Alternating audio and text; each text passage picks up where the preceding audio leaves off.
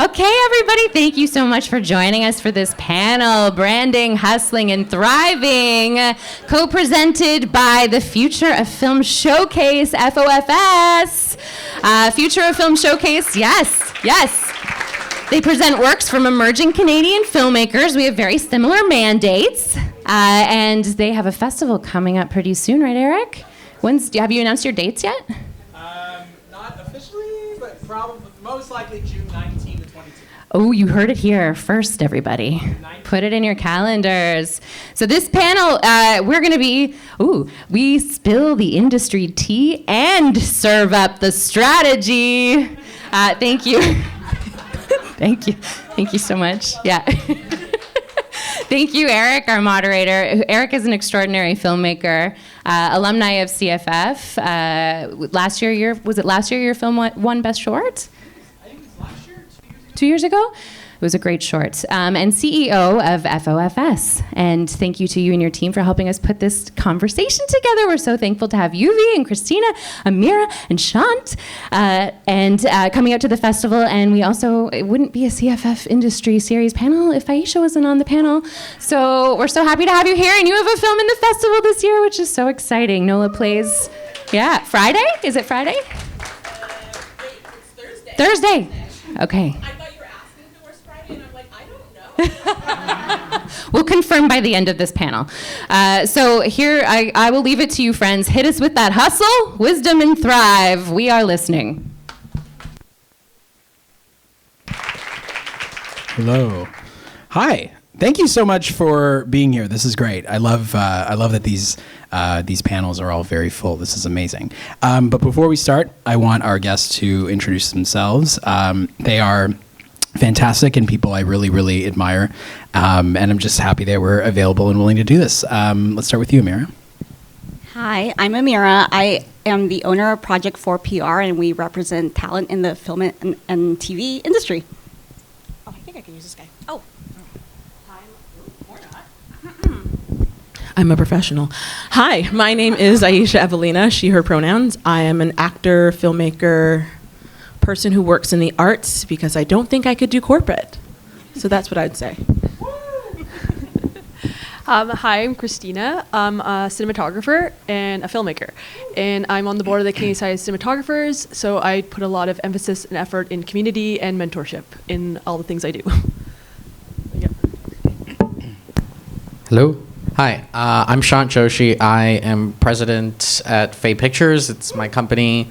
We're on a mission to decolonize Hollywood by creating cinematic experiences and empathy, and have produced many award-winning films and now TV shows. And also I was co-founder of Future Film Showcase with Eric. So that's me. Hi, I'm Yuvi. I'm an actor, filmmaker, and content creator. If you don't see me on your TV screen or in a theater, you'll see me on your phones in some video on the internet somewhere. So that's what I do. My brother's a big fan. Cool, cool, thank you. He was watching, I walked into his room and he was watching one of your TikToks. This was like a couple weeks ago. And then I looked and he was like, "You got this guy." And I was like, yeah. No, it's cool. And Shant and I used to host industry panels in this very club room back in the day. So pretty full circle to come back and speak. So I guess I just wanted to start off because obviously some of these topics, the topics of branding and thriving in the industry can be very broad. Give me one sentence about what you think, what does thriving mean to you specifically? What do you understand the definition of thriving to be, at least within your own profession? One sentence. I think in this industry particularly, I think thriving means longevity. And I also think it means that your name is synonymous with quality, so that when people think of you, they know right away that they're going to get something good. That's 2 sentences. Oh, that's great. I'd say, for me as a filmmaker, working on work that you are passionate about with people who you like in a way that is financially sustainable. That's what I'd say is success, because awards, that kind of stuff, it comes and goes, and you might think, like when you start making plans, that's when God starts laughing kind of vibe. So all you can do is try and have a nice amount of work that you like with people who are cool, and maybe buy $10 eggs. Yeah. Thriving is doing the thing that you love, and if you get paid for it, that's even better. But I also think it's when your name is mentioned in a room, if it's positive and people are there to protect your name in that room, that's also a great indicator of that you're doing something right. Everything that they said, plus I'd say like just work-life balance, being able to like have an enjoyable life, hang out with friends, be a sociable, communal person in your life that's outside of this industry. We need that balance between in and out, because it's always hustle, hustle, hustle. So like, slow down, take some breathers, focus on yourself, all that stuff. I don't know what I could say that everybody already hasn't said, but kind of exactly what they're saying. Like if you're doing something you like doing, whether it's in the film industry or not, if you're enjoying your projects, you're having fun at work, and you could buy $10 eggs and make money off of it and live, and just live, I think that's thriving. And I guess specifically for Amira and Shant, so in running both a PR company and a production company, respectively, when you're building strategies with films and clients, what are some of the things that you chat about? So an emerging filmmaker comes to you and goes, "I have this film," or "I want this film to be made." What are some strategies that you sort of chat with them about? So every client that comes to me, whether they're a filmmaker, whether they're an actor, every strategy is very different because every person and every project is different. So, one of the first things that I do with my clients is I sit down with them and ask them, okay, what is your project about? What is the story behind it? What are you all about as a filmmaker? So it's kind of getting that story of, it's more than just the project itself. It's more than just a film. It's what is the narrative that we're trying to get out there, because that's what's going to sell your film and that's what's going to sell your story. It's what makes it unique. So from there, when we kind of figure that out, the next thing is to really figure out, okay, where do we place this story in? And that means, that's everything from which journalists are we reaching out to, which media outlets are we reaching out to. It's very strategic. And, there's this archaic way of doing public relations where you write a press release and you put all the information there, and then you send it out on the wire and you disseminate it. And I don't believe in that personally. I don't believe in just throwing, a pitch out there. For me, it has to be specific and tailored to each person, because that's the most effective, especially in this world where there's so much content out there. And there's so much noise. How do you stand out? And the only way you're going to stand out is, if you perfect that key messaging that represents you and represents your film, and then picking the right people, the right outlets that will help get that message out there. And that's the most strategic way of doing it. And it's been very successful with my clients and their films. And, whether they're an actor, whether they're a filmmaker, I would say strategy.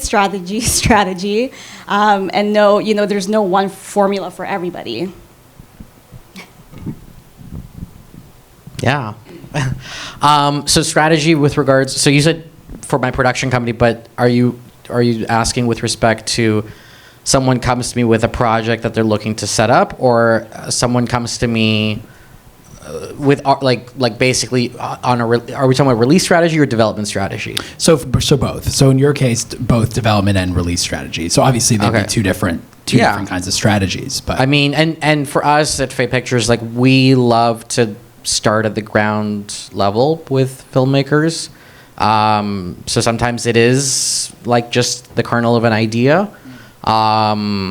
It's always a great place to start and then build something really cool from there. We've done that a couple times. And so, yeah, we come in early on stuff. We come in late on stuff too, but ultimately whatever we're looking at, the biggest question we're asking ourselves is, would we watch it? Like, would we go? If we saw a poster at Scotiabank Theater, would we choose that over Captain America something, right? Like, how do you sort of make that sort of curatorial decision? And so yeah, we find ourselves as producers curating with the filmmakers or curating, basically like, firstly figuring out like, would we want to watch this watch this film if it was made? And then secondly, like, are these people we want to work with? And, cause it's always thinking about long-term, cause these making movies and stuff, it's like 5 years, 10 years in the works. And you have to be able to like pick up the phone and call each other at any time, at any emotional state, and get to the next day.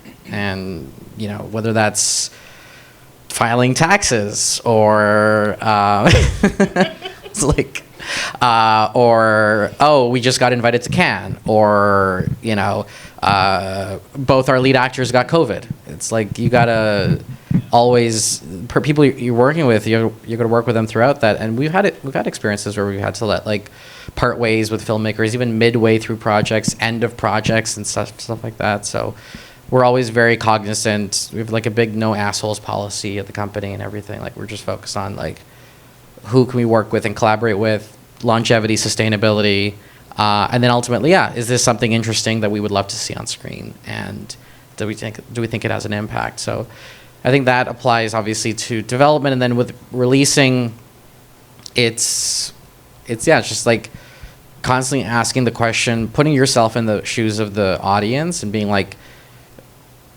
I'd rather just scroll through TikTok for an hour than turn on Netflix. It's like, how do you get out of that cycle and then watch something? So it's especially right now, it's such a elusive thing. Yeah. Do you find that when people are coming to you, or filmmakers are coming to you, let's say with something that they'd want to develop, do you ever find that anything beyond that is ever figured out yet? Like any of their marketing strategy or ways to promote their film at all? Like, do they ever come to you with ideas on that?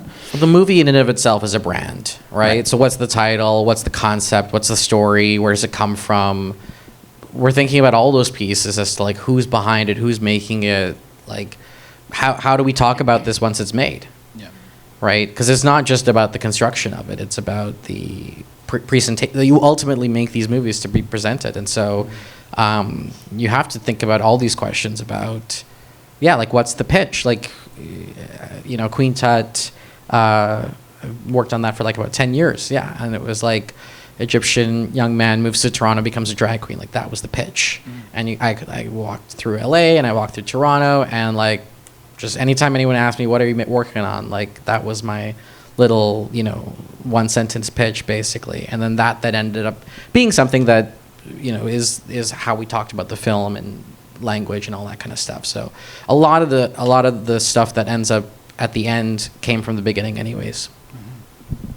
And so for Aisha and Christina, so both of you, in terms of in promoting your own work, so Aisha being both an actor and a director, like, what are some of the strategies that you look towards into promoting your own work?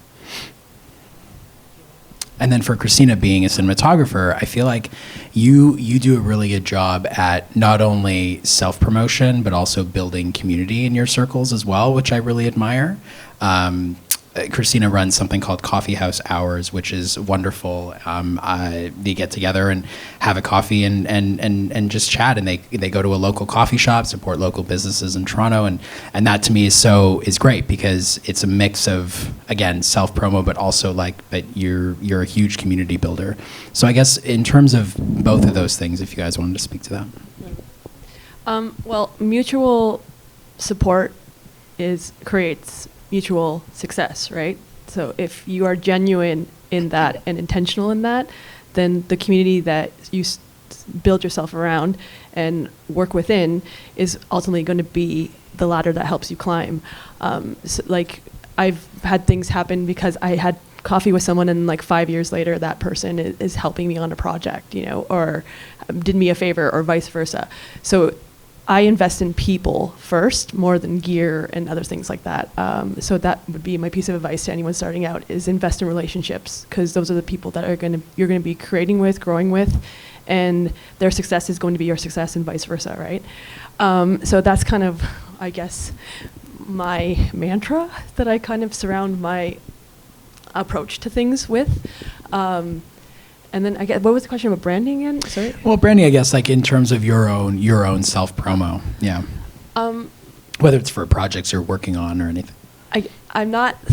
I definitely like being behind the camera, so I get very nervous. But so I don't like doing the, here's a cool piece of equipment you should check out thing. So I just like to show what I'm learning, share it, and show what I'm doing because early on in my career, I'm a bit older than I look. There wasn't a lot of women in camera, and I realized quickly that visibility is a huge factor. So the minute I started posting photos of myself holding the camera, doing things, that's when people started taking me seriously. So it wasn't so much about acting like I knew everything. It was just like, look, I can do this. And I believed in my potential because at the end of the day, you have to be your biggest fan. No one's going to care about you if you don't care about you. And if you don't believe in your own skills and your own potential, then why should anybody else? So that's kind of like, hey, this is something I'm really interested in. This is something I'm trying to do. I'm learning about it, but like, I'm showing you that I'm trying. And if you're down, let's figure it out and do it together. So that's kind of what I do. And anything I learn, I'm happy to share. So I just try to make myself as approachable as possible. And at the end of the day, I mix my personal and work life together because I think it's important when you're spending 12, 14 hours on the road, with people that they have a sense of who you are. Because that's part of the collaboration, especially as a cinematographer. I'm carrying some of the vision, but at the same time, they have to like me, and they want to want to hang out with me and create with me and spend lots of time with me. So that's a really easy way of people finding out who I am just by just going to my social media and following along throughout the day. And I guess I don't really go after the follower count. I'm more interested in making real connections. So I probably know almost all 5,000 followers, either online or in person. And I like that. I think that's really cool. So that's just my approach. It's a portfolio, but it's also a little peer to my life. I try to maintain some boundaries, but I want you to get to know me and get to know what I've done to do and what to say, but I like to say and what I'm interested in at that same time, I don't want people to be scared to talk to me. He definitely says that. How do I say? Very broad. That's such a good question. Okay, I'll give you the higher macro, and then I can go into the minutiae of things. I don't know. I'm just I started as a hoe on the internet. I gotta say, I just truly, I have no problem saying that. 2015, 2016, when Soho House was a huge thing, I was out there being I'm an actress. I don't know, it's just kind of just trying to be cute, being hire me. And eventually you realize that doesn't work, but I don't, because it doesn't. But from there, it was kind of just my craving for community as I think what helped me brand myself. I don't actually, this sounds bad, but I don't personally believe in, no shade to y'all, branding at least for me as a person, because the idea of branding puts it out there, you have to try and be something that you're not. I think for any actors or filmmakers that are kind of trying to figure out and get really clear on what their voice is, because yes, branding for a film or branding being that guy in Twister, he has a brand, I get it. However, Glenn Powell? That guy Glenn Powell? Yeah, Twister? yeah, Twister guy. Twister guy. He has a brand. However, and I feel that works for some folks, but for me, it's kind of too far over there. And the idea of trying to be something I'm not is not a vibe. So it's more how to bring it closer to myself. It's just been and you'll hear this everywhere, and I'm so sorry, it's trite, but it's true. Be yourself. I know it's so annoying, but I think it was kind of just, it's twofold, me being oh, I'm just a chatty girl that's an extrovert and just being out there on the internet. And then also the other thing is just really standing for what I believe in when it comes to my work. And filmmaking is so hard. It's so hard. I literally said to Shant when I got here, I was how do you finish so many movies? Because it's hard. And so there's no way I'm going to work on something for 3, 4, 5, 7 years. My feature will premiere 7 years from when I wrote it, I think, or it'll be wrapping up 7 years from when I wrote it. So I am not going to not share about that. And I feel it's also just standing on business, standing on what you believe in. And I'm if anything, what I believe in is is my work, and myself, I am in my work. And so it's less so about when I started, when I was just like an actor being like, I'm cute. Like, it's more so, which is, some people do that and it works for them, good for them. However, for me personally, it was more of like, I make this cool thing, I was craving community, I got into filmmaking, I'm really excited about this thing, a lot of cool people worked on this thing with me, and I'm gonna push it to whomever I can, because you have to. You know what I mean? And it also goes back to saying what you guys were saying. It's like, you have this film that you've been working on for years. Nobody else knows that. I mean, now we know that because you've told us. Yeah. Right? Only you know that. 100%. And it's great. It's like when you're finally ready to promote it, like nobody's going to sort of, hey, you've been working on it for a long time. You should finally do it. You know what I mean? Like, you got to. No one is going to pluck you from obscurity. Like, the idea that like you're going to be walking in a Walmart and someone's going to be like, that's not real. Like, even having an agent, your agent can get you work, but you also have to have something that you're driving as the vehicle to like get you there. And so for me, it's less about me and more so about driving the vehicle, which does not mean that I'm not looking at like, oh, I've made this film, who is the target audience, that kind of thing, because that does go into it. However, it's like, it's from a place of like looking at the work and putting the work first, as opposed to myself as the individual. But that's just my approach to it, if that makes sense. Yeah. That's great. And for you, Yuvi, like, I mean, you make amazing content, and I think you have such an audience. Like, in terms of growing that audience, what are sort of the steps that you've taken over the years to grow that audience sustainably, but also in a way that feels organic? So I've been doing like content creation for 10 years now. 2015 is when I started just posting videos online. Because I was interested in acting. I was doing acting classes and filmmaking, and I love that entire world. But in high school, I'm like, how do I enter that world? Like, I have no clue. I was in the IB program in Brampton, and I'm like, I don't know what Hollywood is. I don't know how to get into this. So I took classes in Toronto. And so while I was doing that, the only thing I could do is create stuff, because I like making stuff. That's where the filmmaking side of my brain comes in. So I started making videos on the internet. Things that were my hobbies started turning into like, let me make something cinematic, let me do this and that. So I was doing it for a while, on and off, for a few years. Saw some success in some things, just random videos and stuff, but I never doubled down on it. I was never like, social media is what I want to do, because it's always acting in film. It still is acting in film. And so it was, I think 2018, where TikTok came around and I started posting on that app. So I was always just like, the content creation side of my brain wasn't something I did to reach a specific end goal. Like, I wasn't like, I want to start making videos so I could be in this thing or meet this person or that person. There wasn't an end goal attached to it. I was doing it because I liked it, which is why I could do it for 10 years and not be burnt out and not be like, oh no, it's year 3 and I haven't made any money or I haven't met this thing or that thing. It was always just, I like this, so I'm going to do it. Kind of how filmmakers start out, where you're like, you're writing films and you're making projects and you're like, I don't know if this is going to go anywhere, but I love it, so I'm going to keep doing it. So I started making more videos. I'm just doing this while I'm in school. I did software engineering in school, so not film still. But I was doing film stuff on the side. So I got my first agent when I was in university. I was taking acting classes all the time. I started doing writing courses. So I'm doing all that, and no one really sees that. They just see the social media stuff I'm putting out. In 2023, I made a few short films during my university stretch that I wrote. I directed some. I was in these. Started kind of building a network in the film world. And then there came a point in my last year of university, 2022 November, where I upgraded my camera and I'm like, I can make short films like myself for the internet. Let me try this without a big team, a big budget. Let me just see what this looks like. So I'd finish like assignments or something at like 9 or 10 p.m. and I'm like, cool, I don't sleep a lot. So I'm like, I have till like 3 a.m. now, let's just make the film. So I learned how to color grade, I learned how to edit, I learned how to do sound design, I learned how to mix audio and music and do all that stuff. And I started making short films on the internet. And then those took off. And I was like, oh, what's going on? I graduated school, I did not do a software engineering job. I did a co-op for 16 months. Not doing that, no, not doing that again. But it was all just me making videos I like to make, learning the film world, learning this world, that world.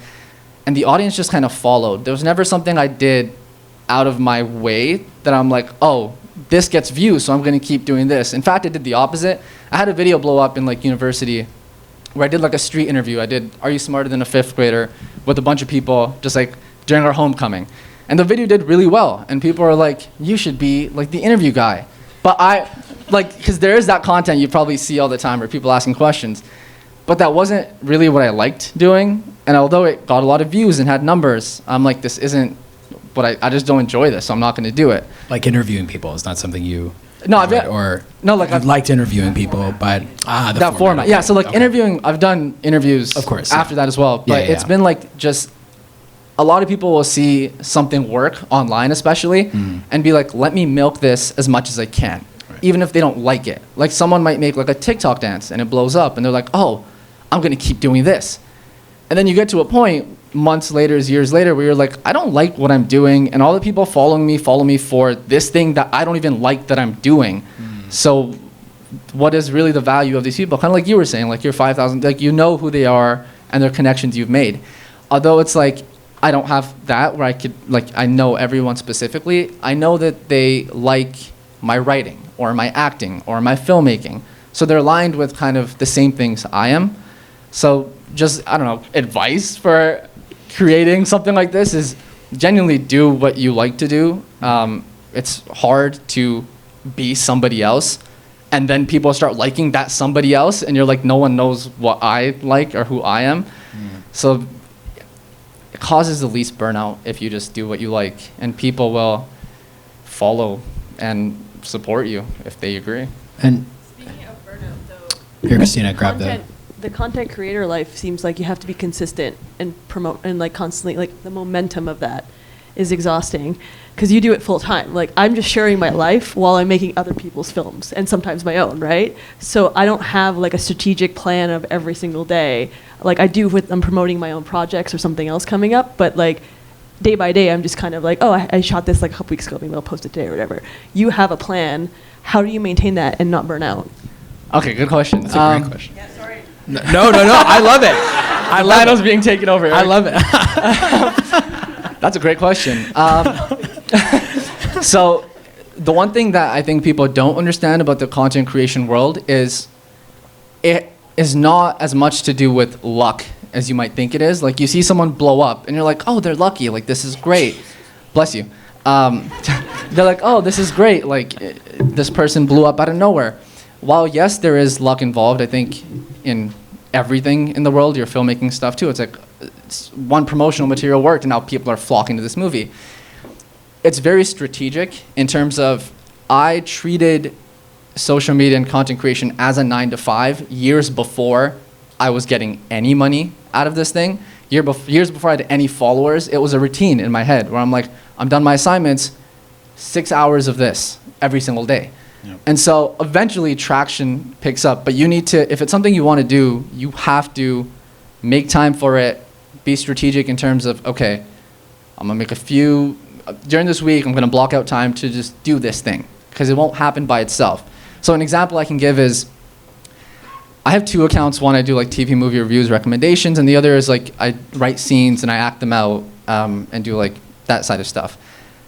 So I had a big growth spurt in my like acting side of my content creation last August, where I went from like 80,000 followers to 800,000 followers in the span of like 2 months. Really? Yeah, it was insane. It was insane. So while that was happening, that was me going, okay, cool, I've been making these videos for a while. Now I double down, but still doing what I like. So for I know the number because I was like, for 172 days, I made a new scene, filmed, edited, colored, everything, like every single day. And this is through New Year's, Christmas, like every holiday, birthdays, just like I went to Florida. I did 12 videos in 6 days so I could post while I'm in Florida. So there is that level of it where I was like, okay, the opportunity is here. People are like looking at my page. For some reason, the algorithms picked it up.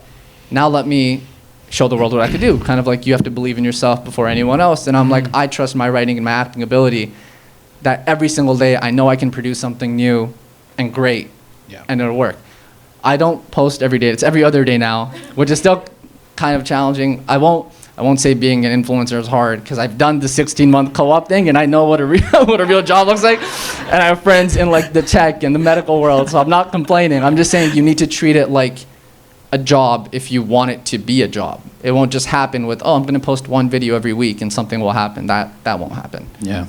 Yeah, totally. Just off of your point, one of the things that I was thinking about when I was like ideating on like what I was going to say when I came here, and like it's going to sound a little Kim Kardashian, but I mean it in a way that's not toxic.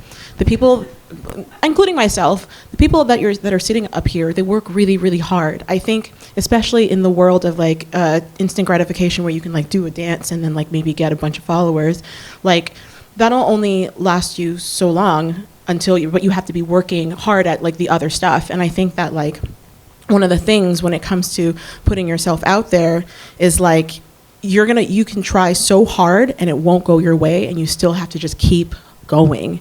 And like there are incredibly accomplished people like sitting next to me, and like I was talking to Amira when she got here. I've known Amira since 2015. Amira, like when she had started, we started your PR company.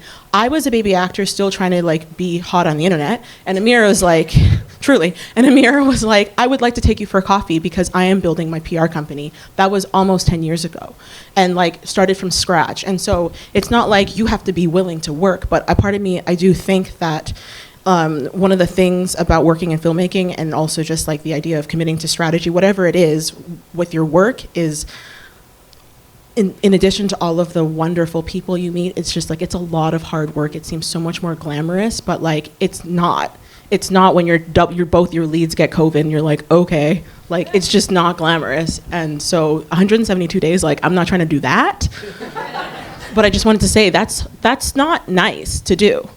And you did it. Congrats. Congratulations. And I guess my follow-up question to that was, what common mistakes do you see emerging filmmakers do when they're trying to do what you do? Whether that be through promotion, whether that be through that, I guess that work that you're doing to try to like leverage your brand in some way, like, or leverage your voice. What are some of the common mistakes that you see emerging filmmakers doing? I think people are kind of out of touch with what's on the internet. In terms of the internet world is like a whole world of its own. It used to be like pop culture before the internet. Everyone kind of had access to it and stuff. But the internet changes like every week. What is like the saying, or what's the trend, or what's the thing? So a lot of times things kind of seem out of touch, because the best way to connect with people, I think nowadays, is like with the masses, is social media. And so filmmakers, producers, even if they're not themselves on it, if they have someone in their team that understands that world, it just makes it a lot easier to know what to post or how to promote something at a certain time. A good example, recently Thunderbolts, I think, is that new superhero movie coming out. So if you guys don't know, Thunderbolts is like this new superhero movie coming out, and they posted their trailer, and like superhero movies people have been like not watching them as much. They've kind of like been on a decline. All they did in their trailer was make it seem more like an A24 style movie trailer, where it was like, so it wasn't your typical, I don't even know how to explain what the trailer did, but it was, they went through like every key crew. They're like, from the cinematographer of this film, from did they even say the gaffer? I think they said the gaffer of this film, yeah. like the producers of this film, like all the key crew, and even crew that general audiences would have never even heard of. I thought that was very smart. Right, so very smart. So they made the tone seems so different than any superhero movie you've seen in like the past 5 years, off of like a 2-minute trailer. So that is something that the masses, like somebody was tapped in enough to be like, people like what A24 is doing right now, or like, let's change up something small. You don't have to do something big. I think that's another big problem, is people are like, we have a marketing budget, let's do the biggest possible thing we can do, when the smallest of change, like that trailer, could be the thing that has people talking about it on a panel. My mom watches breakfast television every morning, and they played that trailer, and she looks at me and she goes, "What's a gaffer?" So clearly it's working. But that trailer was super, super good. I'm glad you brought that up. Yeah. I also think, though, it's important not to chase trends, because they change. You want to be the trendsetter, not chasing the trends. I doom scroll at night. I have to put a limit on it. But the people that I enjoy watching are like, I don't want to say characters, but again, it's like them being themselves, and I know what I'm going to get, and it's fun. And when they show up on my social media, I'm excited, like to the point where like when they break up with somebody, I'm like, oh my God, I never saw that happen. Like, oh my God, their dog passed away. Like, I'm actually invested in these people's lives because I've watched them grow from COVID. Like, when I was sitting alone in my room and like we're all trying to figure out what TikTok is, and they succeeded with it. And like, I've followed some of these people from like then, and I like really want to see them succeed. I care about them, even though I've never met them in my life. So when they're like, I'm seeing them like pop up on like movies or like red carpets, and I'm like, whoa, that's incredible. Like, you were dancing in your room how old am I now? Like, COVID was 6 years ago? Shit. Like, you know, so that's what I'm saying. Like, those are the people that you go back to because they're interesting, and yeah, they might try out new trends, but at the end of the day, like, they're a person. And again, going back to the idea of investing in relationships, investing in people, not the trends, is what's going to do it. But yeah, you definitely need to tap in. And the other thing I noticed is people think about the promotion after the movie. You could be building, like, my little short film, Gemma, like, that I made, like, I was thinking about all that stuff, like, when I was writing it, and, like, we integrated things in the little, it's like a 5-minute film, but, like, my promo on that has been great because I shot content while on set, knowing I was going to use it to promote the film. I like built things into the film that I could reference later. So like just stuff like that is something that should be part of your strategy from the very beginning, because everyone thinks about it later. And a lot of my pitch decks for getting into festivals, like my brand book for that was immaculate. Like I worked really hard, I got feedback on it. And a lot of times why we were getting into things or getting support was because of how much work I put into my pitch deck and my press kit. So just again, those things matter, and think about them early on. Thank you so much for bringing that up, because this is literally my frustration with everybody that, well, not everybody. There's a lot of great people who have great marketing strategies, but I do want to mention that as one of there's two big mistakes that I think emerging filmmakers make. I mean, number one is that they actually don't have a marketing strategy in place. And what I mean by that is that they don't even budget for it, right? Like they'll come up with this incredible budget for their film, and you know, when it comes to the marketing, there's $0 attached to it. So how are you supposed to get your film out if you don't even have the investment in the marketing part of things, right? So it's knowing from the very beginning, when you're applying for those grants, when you're applying for funding, know that you have to set aside budget for marketing and PR. Because that doesn't just include, you know, hiring a publicist, but it also includes, you know, stills photographers that you have to hire on set to take still photography. It's a videographer that, you know, would do like interviews that you can use to repurpose later on for your press kit or for social media. It's having a social media person on site, because a lot of the PR and marketing actually start pre-production and not post-production. So those are things that you have to think about. I mean, even for myself, a lot of, when I'm a unit publicist for a film or TV project, they bring me on pre-production because we're already planning a strategy. And I'm bringing media on set to give them behind-the-scenes looks on anything that is interesting to them. So a lot of this stuff takes place way beforehand. And then the other big mistake that a lot of people make is that they come to me way too late. So they think about their marketing strategy and their PR strategy literally like the day before the film releases. Like I've had so many filmmakers come to me and they're like, so I have a film coming out in 2 hours. What can you do for me? No, I'm not joking. I know, right? I'm like, at least they asked, you know, right? Well, in that case, I can't do anything for you. And even 2 weeks is too short of a period of time for me, right? So they'll come to me and they're like, I have a film coming out in 2 weeks. And I always tell them I can't do anything. You know, with media, they need at least 2 months lead time, you know, for me to even book anything with media. To actually plan, like if you're having a premiere, a red carpet, to invite people to that, that's months, right? That's not just gonna happen overnight. So just timing, just keep that in mind. You know, you need time to prepare for these things and to do it properly, because that's the biggest thing. I have a couple action. Oh, Ienna. Well, yeah, you can take it. I was just gonna follow up on quickly saying, like, I find that to be part of the experience, and at the end of the day, you want your audience to have an experience when they're watching your film. So, like, you need to think about that as a major, like, what do you want them to connect with? And if your promotion is not like drawing them in to that experience, then you're not going to have a good, like, they're not going to get it, kind of thing. I'm sorry, I just want to say one quick thing, too, that I wanted to bring up is that I think it's also part of Canadian film and TV culture of not thinking about marketing and PR. Because we are a culture of, I don't want to talk about myself, I don't want to brag too much, I don't want to do this. And I've been fighting to have a Canadian star system since I started this career 15 years ago. And we're getting better, we're getting much better. But I do think you also have to get out of that mindset of like, well, is my film that big of a deal that I, should be promoting it? Yes, 100%. You've spent 7 years making this film, you gotta talk about it. Yeah. So anyways, I just... Well, a couple of actionable things that like maybe it might bring it closer to filmmakers that are like, oh my God, there's so many things. How do I make 172 scenes in a... Like, how do I do that? Simple things like starting a group Google Drive and being like, hey, everybody, dump your dumb videos or whatever in this G Drive. We did that on my feature. I was way too busy to even look at my phone. But then I didn't know that the gaffer and the camera trainee, they were all taking pictures all the time. And I was like, wow, in addition to the set folks.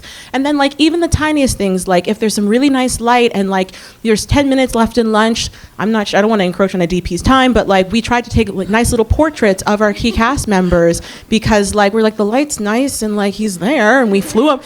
I like better looking crew photos. We always get the worst. Yeah, exactly. So it doesn't have to be so far away. You can bring it closer to yourself just by being like, hey guys, here's a group Google Drive. Dump your photos in here, and then you'll just have stuff because it takes a village, right? And the other thing I was going to say when it comes to strategy, I actually worked with Amira on a short that was here in 2022, and I did come to you with 2 months in advance.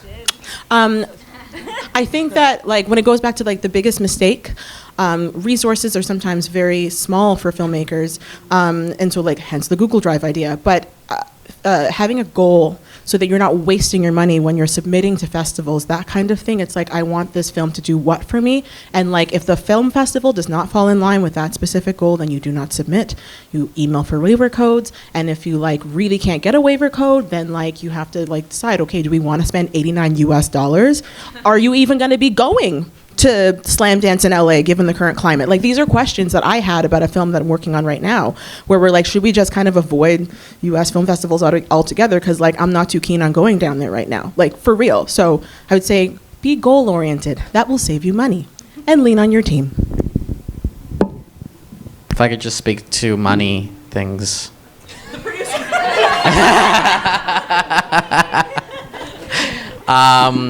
We have a big, I think in addition to the point around where Canadians are generally too humble, and we don't like to self-advertise and for sure, or self-promote, and I'm definitely a culprit of that.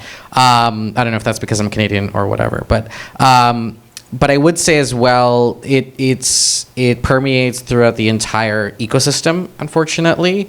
The ratio at which a production is funded versus its promotional budget is just the way our system exists with tax credits and the way the financing works and eligible expenditures and all this kind of stuff. We should be spending a lot more money. American studios at least usually do dollar for dollar. Basically you spend $1 on production, you spend $1 in marketing. I mean, yeah.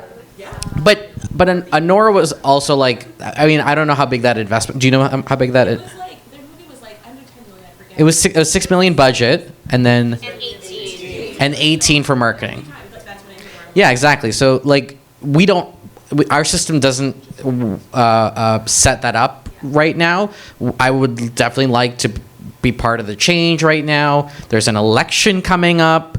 There's a giant broadcaster that broadcasts a lot of Canadian content that's on the chopping block. So everyone, please go vote. A lot of people don't know that. Yeah. By the way, if anyone doesn't know, Pierre Poilievre is trying to defund the CBC. If anyone doesn't know that, well, completely abolish it, quote unquote. Well, but yes. So our ecosystem is in require of reform for sure, so that we can do those things. So we can do those things, and I think right now. It's just, in the meantime, while we're changing the system, let's try and put as much as we can. I agree 100% in terms of it's embarrassing sometimes to like look at your marketing budget and then be like, oh, but my tax credits, and it's like you got to find that sort of happy medium that makes it work. And yeah, just right now our ecosystem is not oriented towards that, but it does need to change. Yeah, for sure. I will say though, Canva is amazing, and that's how I do all of my stuff. I'm a Canva queen, and that would probably be one brand that I would cop out on promoting because I do love it. But yeah, if you don't know what Canva is, sign up. It's super, super easy. I swear to God, I live by it. I make so much content off of it. It's amazing. And you can make a poster, you can make your pitch decks, you can make a PowerPoint presentation. It's going to save you so much time and effort. And there's templates. It's amazing. I just wanted to say, like, in speaking to like what Shant said about like money, the other thing I think when it comes to having a lack of resources, it's like time is also a thing. So you're going to be making your own deck or what have you. But just to like, I had this show called The Drop, and we got nominated for a bunch of CSAs, which was really cool. And I think it's because like we campaigned, so we didn't have a lot of money, but it's like, okay, who do we need to reach? This goes back to being goal oriented. So we were like, because I think we had like $800, not even. And so we were like, who do we need to reach? We need to reach Academy voters. I don't need to reach like, it's different from needing to reach somebody to get them to watch your show. If the person, we want people to watch our show, but we want Academy voters to know that our show exists. So, for example, we put ads out in playback, and then also when we had little 9x16 reels or TikToks, we put them out on the internet. We had targeted people who were also following publications like Deadline, IndieWire, Variety, Hollywood Reporter, because you can target those people. Yes, those would be predominantly Americans, maybe, but it would be industry people, industry folks who are typically members of the Academy. And so it's like being strategic. So we managed to get that $800 to do double duty for ourselves, and I made the graphics on Canva. However, maybe you don't have the means to be able to like advertise on a bus shelter, sure. However, there are other ways if you go back to being goal oriented, like what do I have and what do I need? Like it's literally just that, like making soup. I need carrots and celery to make a chicken soup. Okay, how do I get the carrots? That kind of thing. Like it's that linear to like bring it back down to the ground. There are actionable steps, even though it does seem like very macro in some of the things we're saying. Yeah. Cool. Sean's right, we need money. That's true. We're going to open the floor to a Q&A. Kindly raise your hand, and then I will repeat the question. Hi. Question about money. What should you put in your budget, either dollar for dollar, or let's say you have a $10,000 short film. What would you like to see in your budget line? Question about money. What should you be putting in your budget? For example, I can give the producer answer, and you can give the publicist answer. Love it. Okay, so the producer answer is if you're putting 10, I would put 2 in PR. I don't know. I would go higher, but... and always try to go higher, but... No, I know. If you have a $10,000 budget, I'm a big proponent of like, you got to put a lot in marketing. So I would even say 4 to 5, in my opinion, because that covers not just PR, but it covers digital, it covers social media, it covers marketing. Marketing is very different from PR itself. Marketing is a whole other beast, and that actually costs more than the PR itself, but it's so helpful to the PR. So I would say I'm a big proponent of like a little bit more than the marketing side. I can give the scrappy filmmaker DP question.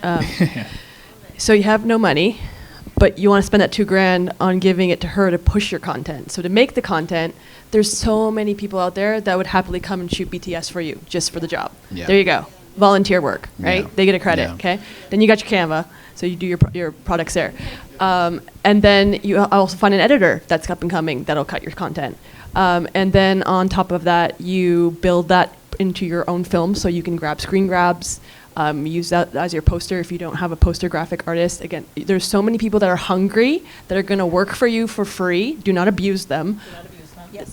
But give them a shot, and you'll get great content, and then you can put that $2,000 towards the actual marketing. And also crediting. I would say like the whole free thing, like if it's a community, so like obviously we don't want to sit up here and be like, exploit your workers, because that's not good. But sometimes a person is willing to do something for the work experience or the credit, like, and like that's all you need.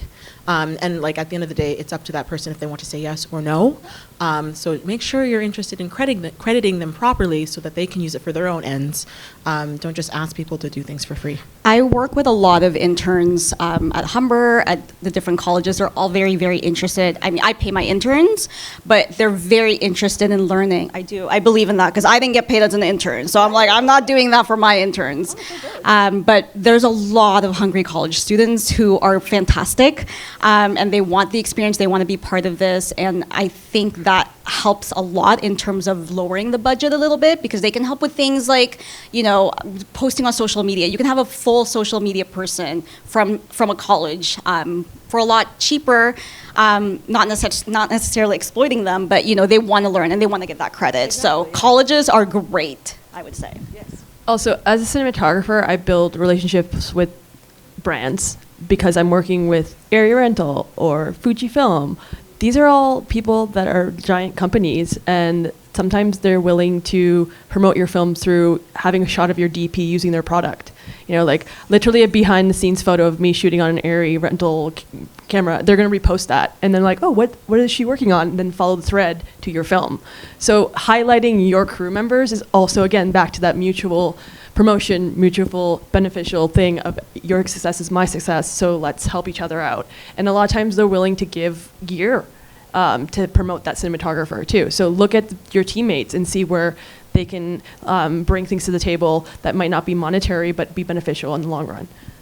Yeah, and another thing too is like in order to have money for marketing, as a producer myself, oftentimes filmmakers will bring me projects that are more ambitious than they have the funds for, right? So also make the project that you have the money and resources for, because then you could allocate it in a much more feasible way when you're doing that, right? Cool. Any other questions? Hi.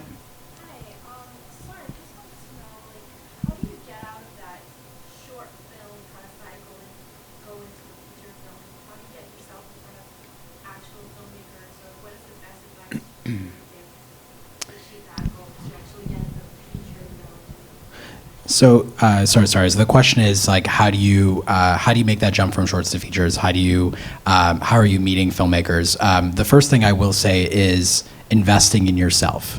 The fact that you are here right now, you are investing in yourself. And when you invest in yourself, that brings you knowledge, and knowledge is power, right? So nobody else is going to invest in you but yourself. There is a room full of filmmakers here, right? And so the fact that you're here right now is fantastic, right? The fact that you're attending Canadian Film Fest, the fact that you're coming in, maybe watching films or going to panels, like that's a huge leg up, first of all. But I mean, there's tons of ways. I mean, obviously, there's from a funding standpoint, there's the Talent to Watch program, which I'm sure everyone's heard of. With Telefilm Canada, which is a good first feature program. I've done that twice. We're executive producing other Talent to Watch projects. How do you get from here to there? Basically, well, first things first is I think it's writing your first draft of your feature film script, and then giving it to your friends. And does this work? You know, do you need to work on like because maybe in your career, that's I think sometimes the issue. Sometimes in a career standpoint, and usually actually this comes hand in hand. Usually is when you're at a career place where your short film has gone to Cannes or TIFF or Aspen or Palm Springs or something like that, and then suddenly popped off in the festival space or even on YouTube on Amleto or like a Dust or Alter, these kind of channels on YouTube. Once you you can sort of really feel when you're like ready to start taking that next step. But all that time, everyone who's taken that step from short to feature has had that feature in their back pocket for about at least 4 or 5 years. And they've been working on it, and they've been crunching at it, and they've been doing draft after draft after draft after draft, basically building that in their back pocket, but making stuff and getting it out there. And you know, festivals is a way to sort of get that sort of feedback from a programmer, feedback from an audience in terms of, and each project, even now I've done like, I don't know, 6, 7 features now, like it still feels like starting from scratch the next one, right? A little bit like you're always trying to sort of build something more and do something different and all that kind of stuff. So do the same thing with your shorts, and then you'll sort of feel when you sort of get to that place where you're like, this is really solid, and now I really want to expand this. And then, you know, like, every project is a work in progress for your career, basically. Yeah. I'd say I made my first short in 2017 by accident, because I remember when I was like, I'm going to be a pretty actor. I need to show everybody that I can act. And so I'll make a short and I'll write a role for myself, and then I'll be on Suits. I know. She's so confused. There's no other, like, this is why I keep drumming down on, like, work. There's no other way than to just, like, fill that gap, keep making the shorts until it's undeniable. Like, it just becomes like it clicks. So, like, and you'll still make short films. Like, I just finished a short film with a couple of my buddies, and I'm trying to lock picture on my feature. Like, if you're down for filmmaking, you just got to be down. And I think, like, to what Shant said, festival play, like, you just build momentum. Like, and even like Amelito, like, I don't want to be like, you can check these boxes, but, like, you look at the resumes of some folks and they do have those things. Like, I have a short on Amelito, I have a Vimeo staff pick, I have been at Aspen, I have, like, you know what I mean? Like, I have talent to watch. So, like, there are little benchmarks, and so it doesn't have to be this, like, big thing that's like a feature, because you're gonna make many. I think it's just one step at a time. Make it so good, it is undeniable. It doesn't matter how badly you want to make a feature if no one wants to program your short. You know what I mean? So it's just doubling down on the work, sharing your draft with your friends, writing, rewriting, crying on the bathroom floor, crying to your mom, rewriting some more, and you just, eventually it does happen. I don't want to be like, it's magic, but it really is one step at a time. Focus on the work being good. Because even if you do get to that room where they're like, oh, the Russo brothers want you to direct their next script or whatever, even because they're not directing it. This analogy is weird. But even so, you want to be prepared in that room so that you could actually rise to the occasion. And the way to get there is via continuing to make your short films. And I would say festival play. Like, it just, like, connects you with the right industry partners, and you can just, like, you gain momentum. Which is a weird answer, but it is the answer. I'm so sorry. But it's showing up also, right? It's showing up. Yeah. Make a short that's a small version of your feature. I accidentally am turning my short film Gemma into a children's TV show now. But you're taking a piece of the feature, not. Yeah. Sorry, don't turn your feature into a short. No. Don't take the feature length story and put it into like 5 minutes. Yeah, take like a piece of it, a pivotal like moment of it, and make like a 5 to 10 minute short. And now you have a pilot, a sizzle reel, a piece that you can put in festivals. If that does well in festivals, I made 10 minutes look amazing. Give me another 60 to 70 minutes of this if you like it so much. You know? I will jump in though quickly and say that even though you're doing that though, still ensure that the story in the short has an arc. Yes. Because sometimes coming from a festival perspective, it's like we'll look at a short that's clearly a proof of concept that does not, you can't understand where the story's going, but it's like, oh, but you'll see in the feature. But the short has to make sense too, right? Of course, yeah. People here have seen the Whiplash short.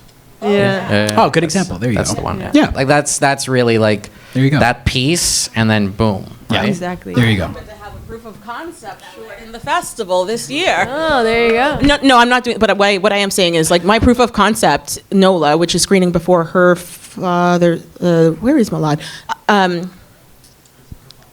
His father's son is a proof of concept for my feature that we made in 2022. So I would say, like, and yeah, to Whiplash, like, it has to be a good short. And people were like, I think it's pretty good. People were like, it's good. And then I got to make a movie. You know what I mean? Baby steps. But no matter whether you're a DP, an art director, a director, you still need to create a body of work at the end of the day. You still need to show people the type of storyteller you are in whatever department you are. So, like, my favorite question is, like, how do I become a DP? You gotta shoot something.